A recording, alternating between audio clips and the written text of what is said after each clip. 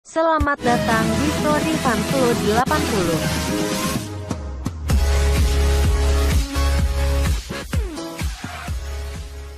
Assalamualaikum warahmatullahi wabarakatuh. Baiklah, perkenalkan saya Muhammad Evan Florid, berasal dari kampus Universitas Dharma Andalas. Pada kesempatan ini saya akan memaparkan beberapa materi akuntansi keuangan menengah yang berbasis PSAK, di mana buku ini buku terbitan dari Dwi Martani. Baiklah, langsung saja kita masuk pada topik pada siang hari ini, ya, tentang pendapatan. Nah, tentu saja dalam materi ini kita harus mengetahui terlebih dahulu definisi dari pendapatan. Menurut PSAK nomor 23 revisi tahun 2010, pendapatan merupakan arus kas masuk kotor dari manfaat ekonomi yang timbul dari aktivitas normal entitas selama suatu periode. Jika arus kas masuk tersebut mengakibatkan kenaikan ekuitas yang tidak berasal dari kontribusi penanaman modal.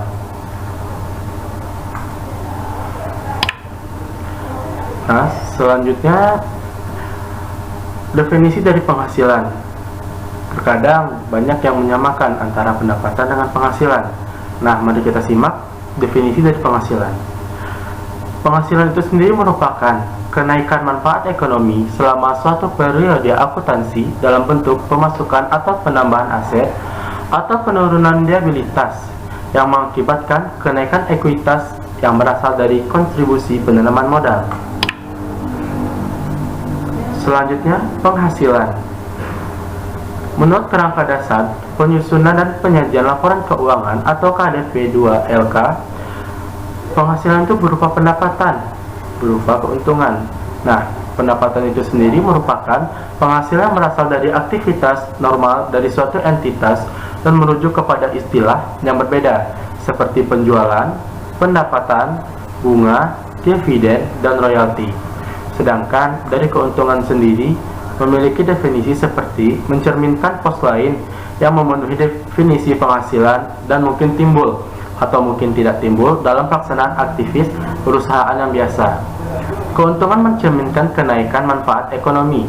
Dengan demikian, pada hakikatnya tidak berbeda dengan pendapatan.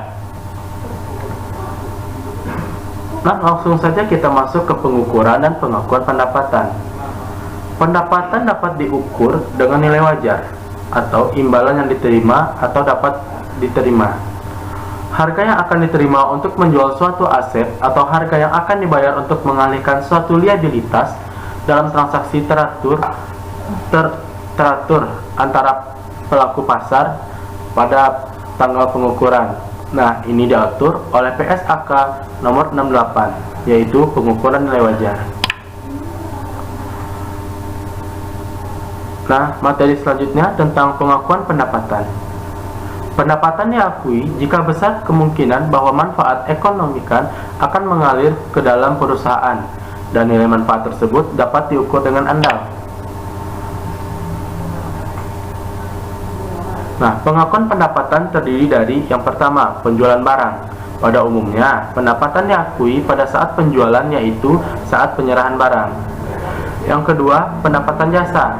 Pada umumnya, pendapatan ini diakui pada saat penyerahan jasa yang kita tagihkan atau kita berikan kepada orang.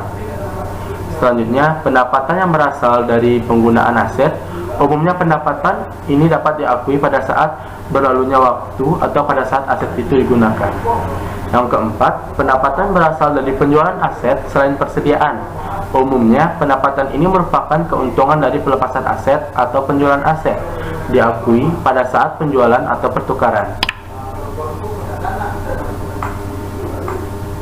Pengakuan pendapatan selain di waktu penyerahan atau barang dan jasa.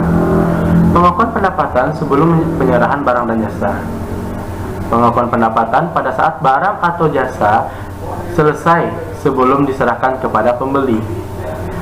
Dan yang terakhir, pengakuan pendapatan setelah penyerahan barang atau jasa.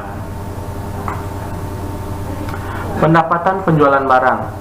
Yang pertama, entitas telah memindahkan risiko dan manfaat kepemilikan barang secara signifikan kepada pembeli.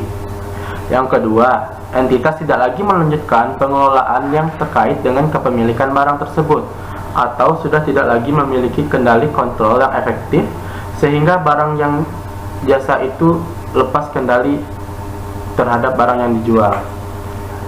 Yang ketiga, jumlah pendapatan dapat diukur secara andal. Materi selanjutnya tentang pendapatan penjualan barang. Masih sambungan materi tadi. Yang keempat, kemungkinan besar manfaat ekonomi yang terkait transaksi tersebut akan mengalir ke entitas. Yang kelima, biaya yang terjadi atau akan terjadi sehubungan dengan transaksi penjualan tersebut dapat diukur dengan andal. Penjualan bill and hold. Penjualan barang dengan penundaan pengiriman barang. Penundaan pengiriman barang ini memang diminta oleh pembeli tanpa mempengaruhi waktu penagihan kesepakatan harga. Penjualan barang yang ketika barang diantar ke tempat pembeli, barang tersebut masih memerlukan proses pemasangan atau instalasi terlebih dahulu sebelum akhirnya barang tersebut dapat digunakan oleh pembeli.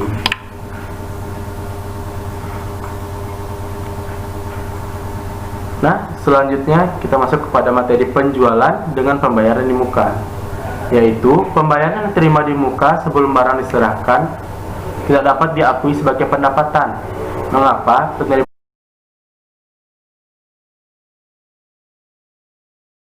muka, di mana jurnalnya pada posisi debit yaitu kas dan posisi kredit pendapatan diterima di muka. Pendapatan diakui pada saat barang telah jadi dan diserahkan kepada konsumen dengan jurnal. Yang pertama, pendapatan diterima di muka di posisi debit dan pendapatan penjualan di posisi kredit. Nah, terima kasih telah mengunjungi link saya pada kesempatan ini. Untuk itu sama-sama kita ucapkan terima kasih.